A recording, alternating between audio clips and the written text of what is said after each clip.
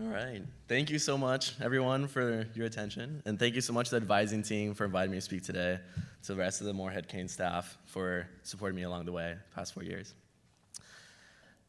It took me a long time to figure out where I wanted to start this speech. I was like, what if I started by telling the story about the time I lost 70 teenagers in a rainstorm in rural Iceland while I was supposed to be supervising them? That could be one way. What about the view from the top of the 6,000-meter mountain I climbed in Bolivia? That'd be pretty cool. Or the smell of seaweed on the boat ride through the Norwegian Sea, the sun and the waves of the Canary Islands as I explored its farms, the sigh of relief and exhaustion that came out of my lungs as I climbed up a 60-foot wall for the first time in Arizona's Sonoran Desert during winter. I thought about the electricity I felt as one of thousands celebrating the basketball win against Duke, the day I ran my first and only and probably last triathlon. The sweat on my back after winning the regional tournament with UNC's Latin dance team in Virginia. The chlorine on my skin as I smiled through the last hour of lifeguard training, even though I could barely swim a lap the month before. And then I also thought about the time that I cried on the dirty cigarette-stained curb while Italians in Vespas zipped past me, my head in my arms, as I regretted becoming a housekeeper for a badly managed bed and breakfast for a month. I thought about how silly I felt memorizing chants and practicing my squats for when I tried out for the cheerleading team and got denied. Turf burns on my knees and hands for like a month, and my gaze just like averted every time I saw someone who actually made the cut. I remember the hours spent in the cold as I ate lamb sausage and rice pudding for breakfast, the sky still dark at 11 a.m., as I ran my hands in warm tap water and prepared myself for a harsh day of Arctic winter of sleet and snow. Do my best to remember what the sun from my tropical homeland was like. I remember how frustrating it was to feel collectively lost as a team, trying to navigate confusing directions from our internship coordinator, the clock ticking as we spent nights painstakingly learning professional video editing techniques through YouTube, and arguing which font conveyed the feeling of community for longer than I cared to admit. I also remember being pulled over on an island road by an 18-wheeler driver while I was like anxiously twitching, stressed out of my mind as I desperately asked him for tips on how to drive stick shift because I was running late to conduct an interview for the project that would become my thesis. And I know all too well what it feels like to be overwhelmed with work, with possibilities, my time scheduled in 20-minute increments, my stomach full of dining hall food, my head filled with deadlines and concerns and what ifs.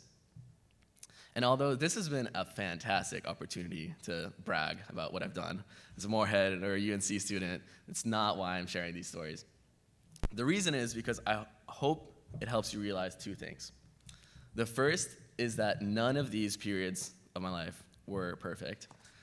The best moments usually came after the frustration and doubt that I felt from throwing myself into situations that my parents and friends thought were crazy. And even I thought I was crazy when I showed up for my summer internship and they showed me where they were going to be hosing me down every single day to get the seaweed off my work clothes. It was fair. That was fair. And the second takeaway is that I hope you realize that any one of the scholars you meet this weekend will have done as much or more than as I have, and will have even more incredible stories to share. I know people who have swum with whale sharks in Sri Lanka, almost frozen on the steep slopes of Aconcagua, salsa dance in Colombia, worked at salons in New York, explored language and culture in Taiwan, baked pastries on a farm in Scotland for a month, researched nature laws in Ecuador, and spent 10 days in a silent retreat meditation surrounded by monks in the Himalayas. And that's merely the surface of the thousands of stories that the incredible people in this program have to share. Stories that I hope you will have soon as well. And like any story, all of these have conflict, characters, climaxes, plots, beginnings, middles, ends. I pulled myself together from the dirty cigarette-stained curbside and ended up making friends with people that inspired me to learn more of their language. And 2 years later, I'd enrolled myself in a conversational Italian class through UNC, learning about ethics, environmental humanities, and my final project was to teach a class on sustainable tourism. 1 semester later, I was in Sardinia for my Global Perspective Summer, interviewing artisans and farmers and chefs for a mixed media project on ethical tourism. One second. And that was a project where I no longer had to rely on YouTube for professional skills anymore, but on my experience in Jacksonville, editing mini documentaries for hours on end with my team. And a year later, the skills I learned from this project, from interviewing random people on the streets in Jacksonville or attempting to interview shepherds in Sardinia, that helped me design a project interviewing organic farmers in the most remote parts of the Canary Islands that would soon become the thesis I'm working on now.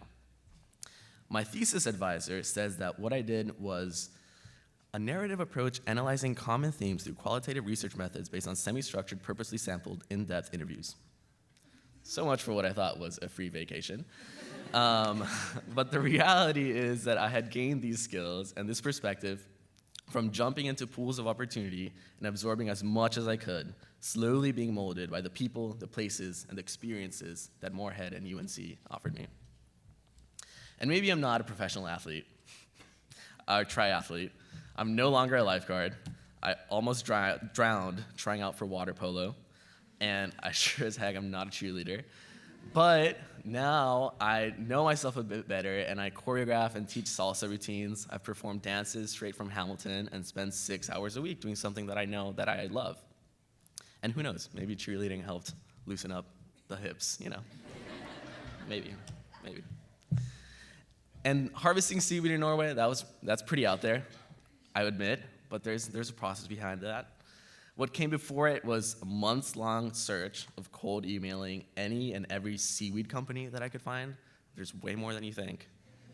And before that, a year of public health classes teaching me about sustainable solutions and environmental responsibility, even a few readings on some seaweed farming, believe it or not.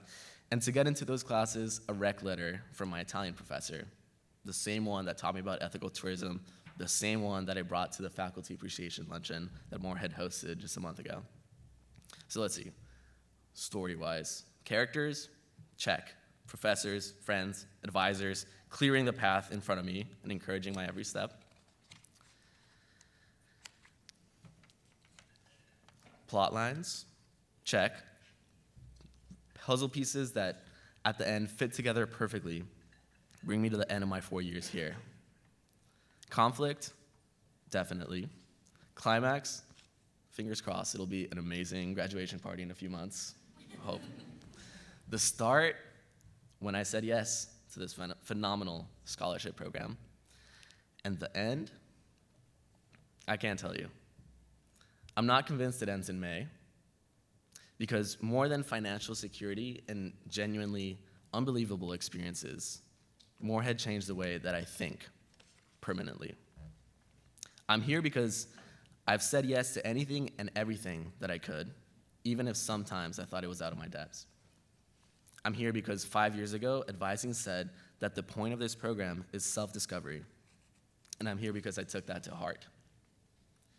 Because by trying my hardest in anything and everything, and having a team that believes in you unconditionally, I've been growing without even realizing it. I'm here because I believe that my time at UNC opened my mind to a world of opportunities that are hard to get anywhere else.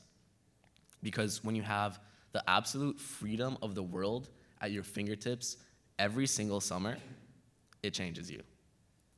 It makes you realize that whatever you embark on, you're embarking on it with a version of yourself that has been through the most life-changing adventures and survived, and learned and developed a version of yourself that will continue to be seen as crazy in the eyes of your peers, a version of yourself that knows itself so much that you can jump in frigid waters and not worry about what swims in the same seas, a version of yourself permanently thirsty to keep exploring, to keep growing, and to keep feeling like the end is nowhere in sight. So let's see where your story starts. Thank you.